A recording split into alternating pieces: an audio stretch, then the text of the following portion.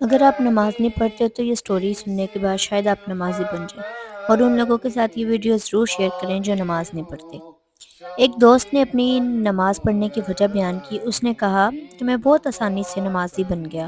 تو اس نے اپنا واقعہ سنایا کہ ایک دن میں کلاس روم میں بیٹھا ہوا تھا، دین پر بات چل رہی تھی۔ استاد اندر آئے، انہوں نے سب سے سوال کیا کہ آپ کی نظر میں کون لوگ نماز نہیں پڑھتے؟ ایک بچے نے بڑی معصومیت سے جواب دیا، اس نے کہا جو لوگ مر چکے ہوں۔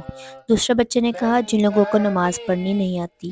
تیسرے نے کہا جو لوگ مسلمان نہیں ہیں، اور چوتھے نے کہا جو لوگ کافر ہیں، اور آخر پہ ایک بچہ تھا جس نے کہا جو لوگ اللہ سے نہیں ڈرتے۔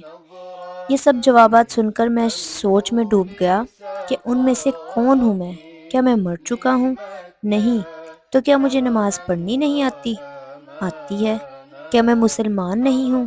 نہیں، میں مسلمان ہوں۔ تو کیا میں اپنے پروردگار سے ڈرتا نہیں ہوں؟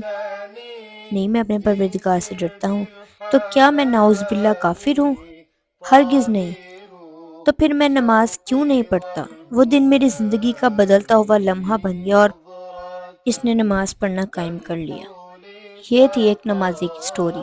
اگر آپ کو یہ واقعہ اچھا لگا ہے تو آپ نے اس ویڈیو کو ان لوگوں کے ساتھ ضرور شیئر کرنا جو نماز نہیں پڑھتے، کیونکہ ہماری ایک چھوٹی سی ویڈیو شیئر کرنا ہی ہمارے لیے صدقہ جاریہ بن جائے، اس سے بڑی بات ہمارے لیے کیا ہوگی۔